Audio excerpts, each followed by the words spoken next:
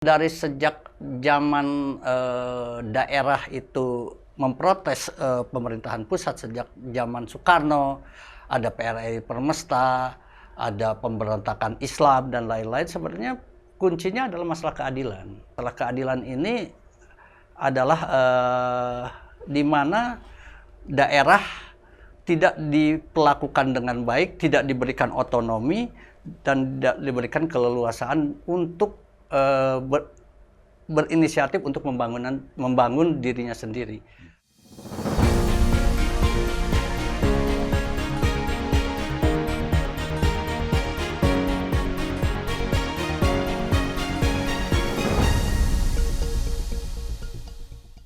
Jumpa lagi di Tangga Baru bersama DDM. Kali ini saya mengundang Andri Kanta Prawira, Ya. Ketua Gerbis Gerakan Pilihan Sunda. Ya. Sebuah nama yang melegenda di Jawa Barat. Andri, dicerita sedikit. Ya, Gerakan Pilihan Sunda yang saya redeklarasikan itu sebenarnya adalah nama partai politik peserta pemilu di pemilu 1955. Ada 100 partai politik. Nah, di antaranya adalah Gerakan Pilihan Sunda yang dibidani oleh Raden Ema Bratakusuma dan Sutisna Senjaya. Dan Gerpis pada waktu itu berhasil menempatkan Sutisna Senjaya sebagai satu-satunya anggota konstituante, sementara Paguyuban Pasundan yang menjadi partai Parki tidak bisa menempatkan orang di dalam parlemen. Ya. Ternyata isu etnosentrisme, walaupun hanya persiapan 4 bulan, berhasil menempatkan orang di konstituante, perwakilan konstituante yang sangat riuh rendah membicarakan pentingnya Indonesia menjadi negara federasi. Itu latar belakang Andri sekarang mencalonkan sebagai calon DPD dari Jawa Barat. Iya, betul. Sebagai representasi Gerpis. Ya, kira-kira kan kamari ayah perwakilan mainnya ayah nanto, kira-kira gitu ya? Ya, sebenarnya dari deklarator Gerpis, waktu Gerpis 2017 dideklarasikan, ada dua majen dan 2 anggota DPD sebagai deklarator Gerpis. Satu adalah Kiai Haji Ayi Hambali, kedua adalah Dr. Anda Hajah Eni Sumarni. Dan Kiai Haji Ayi Hambali karena terlalu keras menentang soal pembangunan kereta api cepat Indonesia-Cina, mempertanyakan hal itu dengan membuat buku bersama AM Patwa. Suaranya turun drastis dari 900.000 menjadi 350.000. Jadi menentang pemerintahan pusat itu sangat beresiko. Faisal Basri juga kan tentang. Tapi biarkanlah, daripada kita tidak bicara kebenaran, ya lebih baik kita menunjukkan eksistensi apa adanya. Gitu. Jadi yang membuat Andri sekarang mencalonkan sebagai DPD dari Jawa Barat, itu kira-kira apa yang melatar belakangi Anda itu ya terjun ke DPD gitu.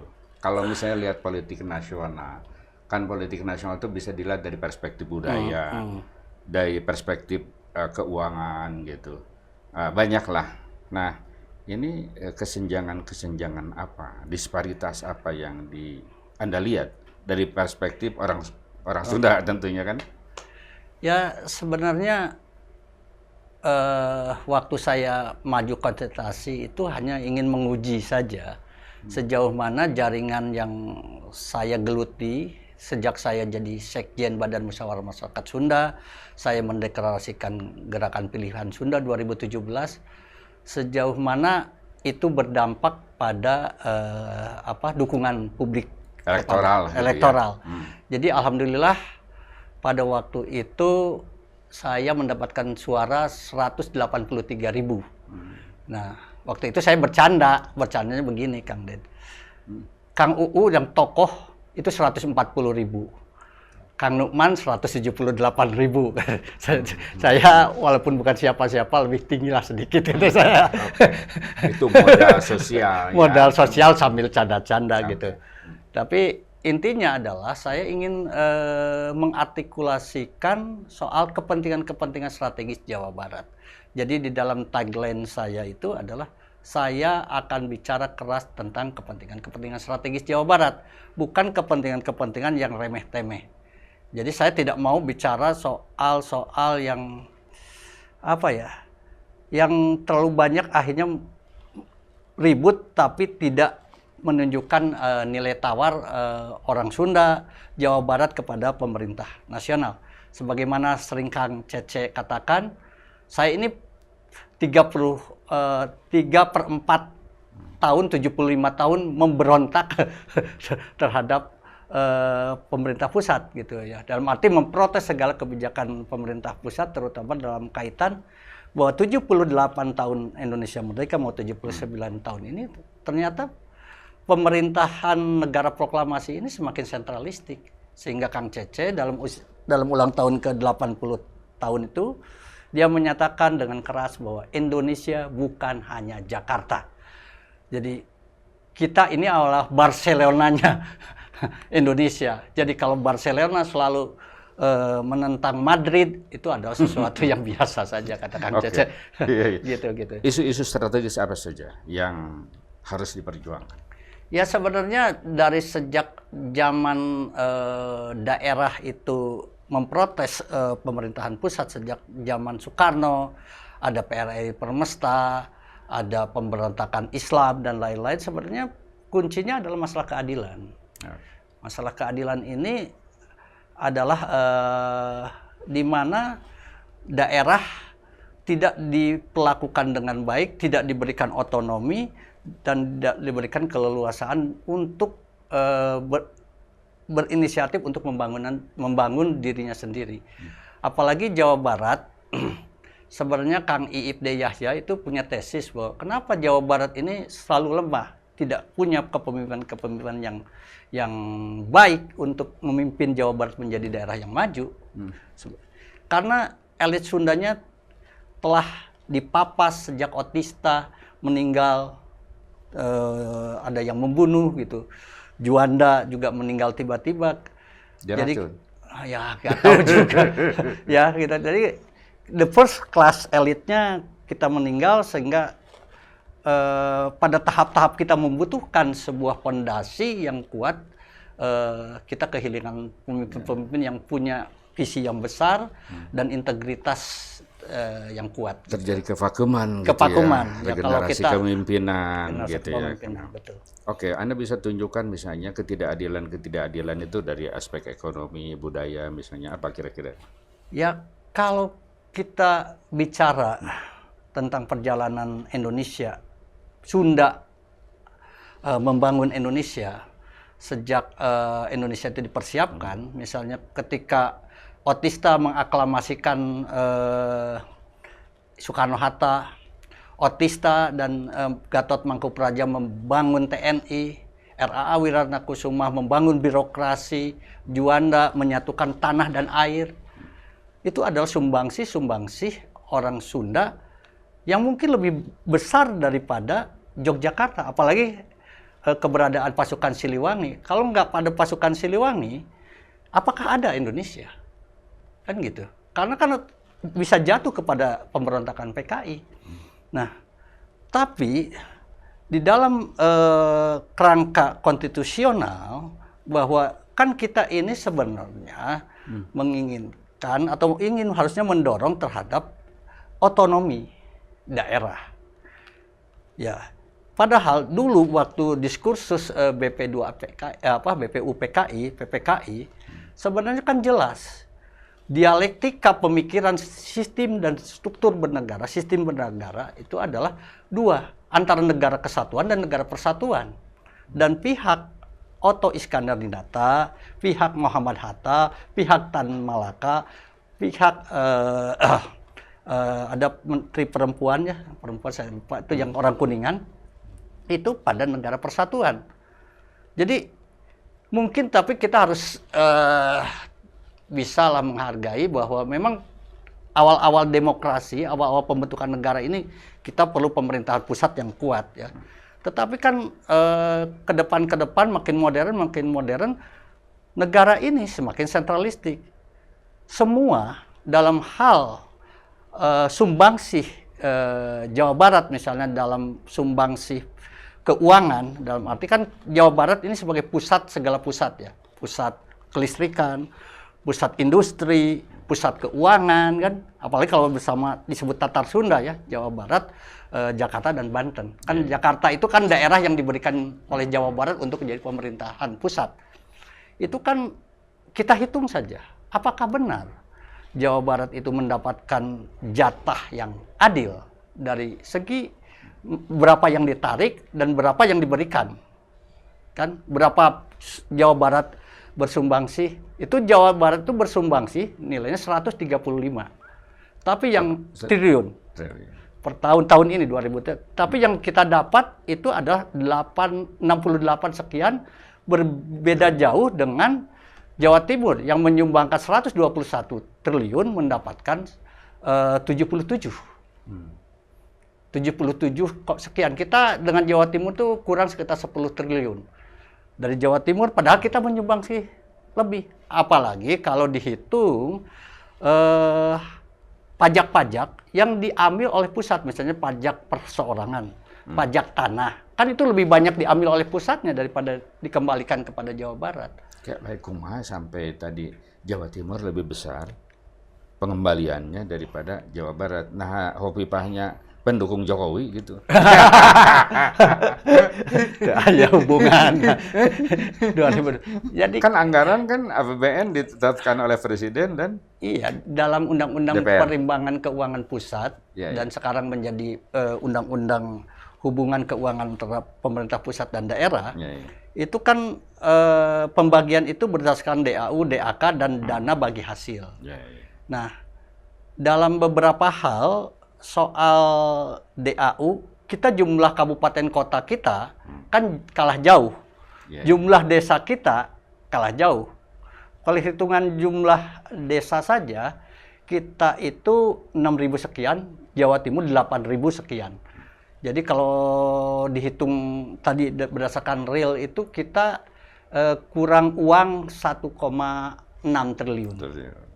Nah, kalau dari defisitnya minus bedanya dengan Jawa Timur. Jadi uang yang paling besar didapat itu oleh Jawa Timur pertama, kedua Jawa Tengah, ketiga baru Jawa Barat. Gitu. Jadi Jawa Barat sebagai penduduknya paling besar, uangnya lebih kecil. Gitu. Apalagi kalau kita bandingkan dengan Jakarta. Lain itu pernah ditanya ke DPR RI yang dari Jawa Barat misalnya kunaon gitu. Nggak tahu ya orang DPR RI Komisi 2 misalnya ya. Komisi Keuangan gitu. Apa yang mereka perjuangkan saya juga nggak ngerti. Diperjuangkan meren iya we berennya masuk untuk yang bisa masuk untuk pemilu mendatang kayaknya. Kan setiap pemilu itu kan high cost ya. Jadi yang diperjuangkan agar mereka bisa menang dalam pemilu mendatang, kelihatannya begitu. Puntennya pada para anggota DPR. Oke, dari sudut budaya apa kesenjangan yang kita lihat? Jadi kalau kebudayaan sebenarnya pemerintah nasional ini tidak pernah bisa merumuskan apalah Bhinneka Tunggal Ika, Tanhana Dharma Mangra. Jadi selalu mereka menyatakan seolah-olah Indonesia itu sebagai negara yang sudah jadi. Jadi kalau kita berangkat dari masalah SARA, itu berarti tidak nasionalis. Padahal nasionalisme tanpa SARA yang nggak ada, gitu. Nah ini yang menurut saya salah berpikir. Nah, saya ingin menunjukkan bahwa dengan politik identitas, politik SARA yang kami lakukan, Gerpis lakukan kan Gerpis itu terus terang waktu Jumhur pidato dalam deklarasi Gerakan Pilihan Sunda dia mengatakan membela SARA adalah mulia, menghina SARA adalah nista. Jadi Gerakan Pilihan Sunda adalah gerakan yang mencoba memuliakan SARA, tapi tidak akan menghina sara yang lain gitu. Artinya membela orang Sunda dari ketidakadilan, dari keterpurukan dan lain-lain, hak-hak yang menuntut proporsional lah, menuntut gitu ya. hak-hak yang proporsional dari negara adalah tindakan mulia. Dan makanya dalam dialektika Kongres Sunda akhirnya ketemu kan, Det. Visi orang Sunda yang seharusnya diperjuangkan, yaitu Sunda Mulia Nusantara Jaya. Sunda Mulia itu Sunda yang dihargai oleh suku-suku bangsa lain, itu cita-cita Otto Iskandar Dinata. Dan Nusantara Jaya yaitu Indonesia yang berdaulat dulu, bersatu, adil dan makmur. Nah, sekarang Republik 78 tahun ini yakin nggak berdaulat? Yakin nggak bersatu? Kalau adil dan makmur mah bora'ah jauh lah, lomba hutang dong jelas. Itulah bahwa Indonesia itu berproses bukan ya. sesuatu yang final kan gitu ya. Ya kalau berprosesnya semakin maju ya nggak apa-apa, Kang Det. Ya kalau berprosesnya mundur ya itu kan sesuatu yang harus kita evaluasi secara saklek lah gitu. Jadi di situ pentingnya masyarakat sipil ya mengontrol gitu ya. Betul. Kayak Gerpis ini lagi. Gitu. Nah, sekarang persiapan Anda ketika kan kemarin punya modal suara sudah cukup besar ya. Malahan mengalahkan tokoh. Sekarang kira-kira yang setelah Anda melakukan penetrasi, silaturahmi dan lain sebagainya itu gambaran respon dari ya katakanlah masyarakat Jawa Barat seperti apa? Saya itu memang satu kelemahan yang ada di saya itu adalah bahwa saya ini adalah pemimpin yang lebih banyak mengkolaborasikan elit. Sedangkan pemilihan DPD ini kan lebih berat daripada gubernur. Jadi waktu saya itu bicara kepada semua jejaring saya, terutama tokoh-tokoh, bahwa saya ini maju DPD ibaratkan sebagai ketua koperasinya orang Sunda. Dan sebagai ketua koperasi, dia wajib mempertanggungjawabkan RAT tahunan terhadap kinerjanya. Maka dukunglah saya, Anda merupakan salah satu pemegang saham atas keberadaan saya sebagai ketua koperasi itu. Koperasi politik tentu, karena kan kita PMKM politik. Karena kita kan mau ke Senayan ya untuk membicarakan, memperjuangkan segala sesuatu yang ini. Nah, dari jejaring-jejaring strategis ini, alhamdulillah mulai bergerak, tapi sebenarnya saya mau bicara terus terang kan, segala sesuatu ini ilahi membuka ruang enggak, kesemesta mendukung enggak. Jadi kalau saya pakai akal sehat dengan keuangan yang terbatas, jejaring sadagori, grassroots yang kurang, ya tentu saya juga bagaimana ini berharap. Tetapi karena semesta mendukung, kelompok-kelompok paguron, kelompok-kelompok kesenian, kebudayaan, kelompok-kelompok tarekat, kelompok buruh. Tiba-tiba saya meng-WA 23 tokoh buruh, 10 tokoh buruh itu mendukung saya. Itu dalam sekejap saja.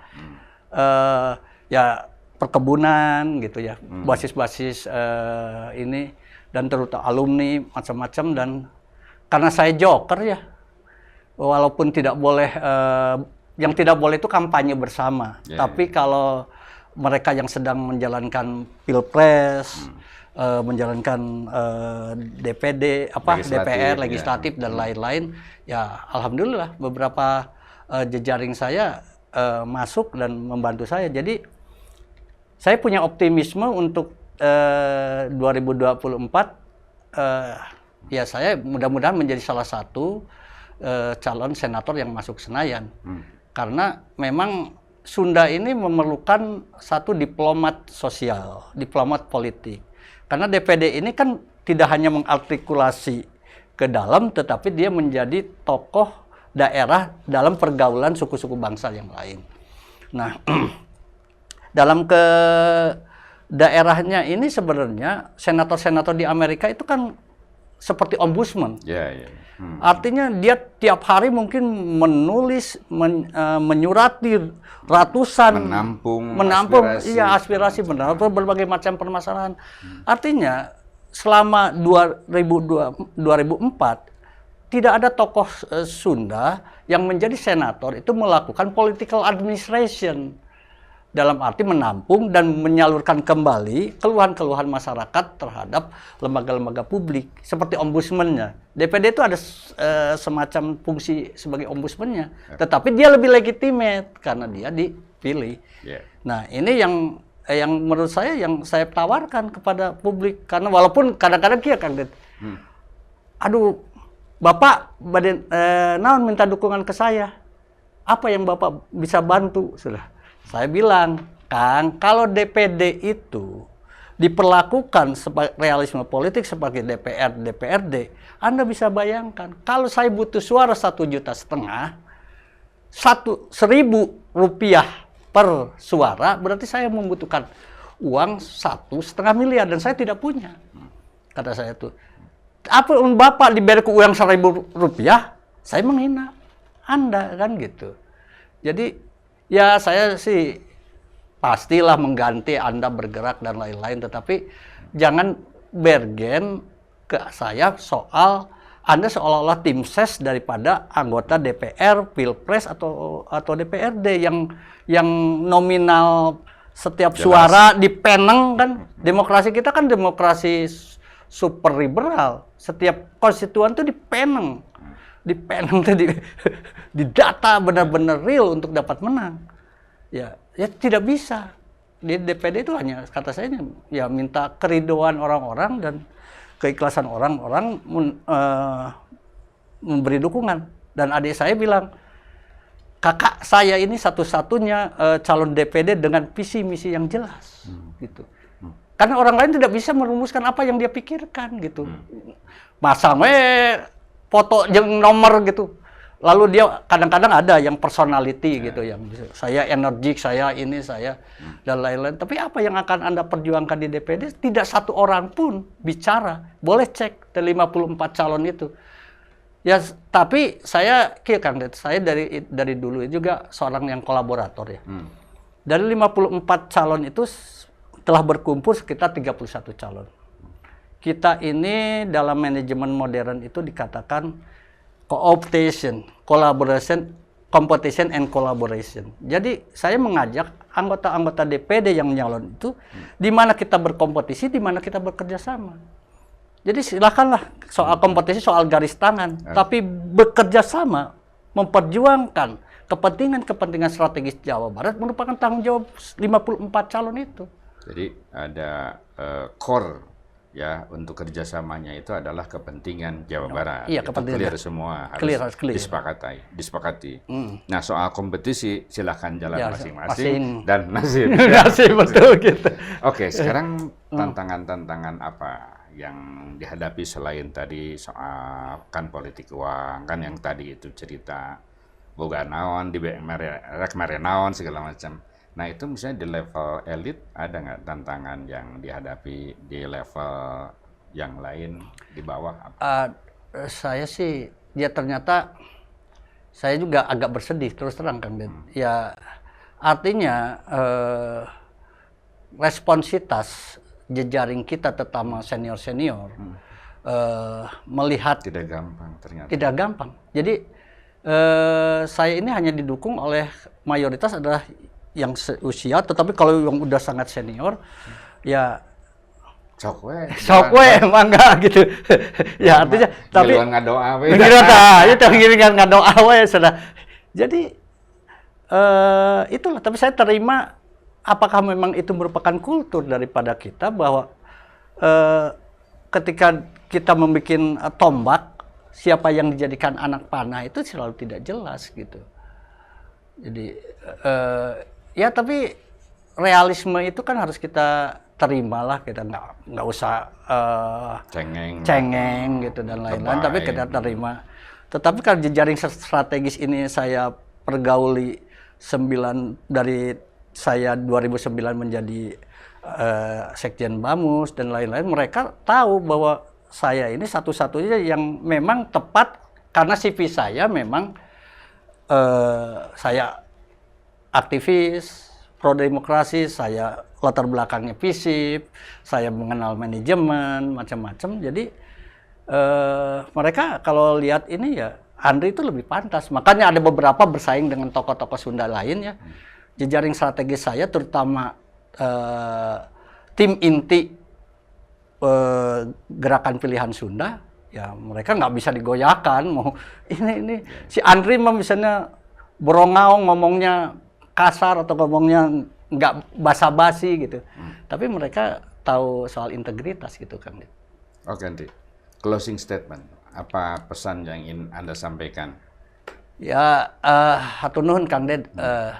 Ya, saya diundang di sini merupakan sebuah naon kanyaah lah di Kang Ded, bahwa saya bisa menyatakan apa perasaan saya, apa pikiran saya. Yang jelas orang Sunda ini sekarang harus lebih waspada lah terhadap dinamika politik nasional. Nah, politik nasional ini kita jangan terjebak menjadi papaseaan gara-gara berharap kepada siapapun capres tanpa bisa merumuskan, kalau bahasa kita politik luar negerinya orang Sunda. Kalau dalam politik itu kan national interest first. Apa yang menjadi kepentingan strategis orang Sunda ya, kepentingan orang Sunda itu harus bisa dirumuskan. Ya kadang-kadang saya juga sedih. Kok orang berharap pada Prabowo, berharap kepada Ganjar, berharap kepada Anies, tapi tidak pernah berharap atau menunjukkan apa yang menjadi harapan yang bisa kita kerjakan sendiri, kita tuntut dari mereka, kan gitu. Sedangkan mereka semua, para capres ini, tidak pernah satupun yang bicara tentang aspirasi strategis Jawa Barat. Tidak ada satupun capres yang bicara soal mempercepat pencabutan moratorium CPDOB, bahwa itu uang Jawa Barat. Tidak ada yang cepat bicara soal bagaimana penataan desa, apalagi bicara soal keadilan fiskal. Mereka itu rata-rata Kang Ded, saya sedih. Saya akan memberi ini, saya akan memberi ini, saya akan membangun ini, saya mau. Loh, pikiran-pikiran itu pikiran-pikiran orang Mataram itu yang menjajah Sunda 150 tahun itu. Jadi kenapa kita harus punten ya? Harus mengandalkan, harus berharap pada pemerintah yang sentralistik gitu. Yang masih berpikir sentralis, semua capres itu punten. Saya tidak mengerti siapa yang berpikir untuk memberikan hak kepada Jawa Barat. Apalagi kalau kita nuntut haknya Provinsi Sunda dan otonomi khusus Sunda Raya. Balikin eta tiga provinsi itu urang. Kan kita nggak ada.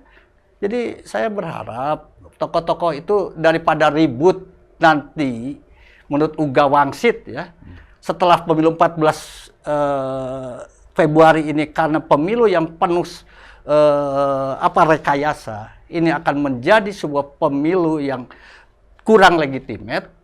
Lebih baik kita kembali kepada nasihat para sepuh leluhur kita. Sunda diharapkan untuk memeres negara. Maka cobalah sepuh-sepuh yang sudah negarawan, yang mantan Kasat, mantan Menko, dan mantan macam-macam. Itu melanjutkan apa proses sosial yang sudah terjadi, yaitu pembentukan Majelis Musyawarah Sunda. Jangan kita kalah sama Betawi, jangan kita kalah sama Jawa Timur, jangan kita kalah sama Sumatera Barat, jangan kita kalah sama Aceh, jangan kita kalah sama Papua. Kita harus membangun struktur sosial kita sendiri, lembaga majelis luhur bangsa kita sendiri untuk memperjuangkan kepentingan kita. Kita jangan mengharapkan sama mereka lah. Pikiran semua tiga capres itu sentralistik.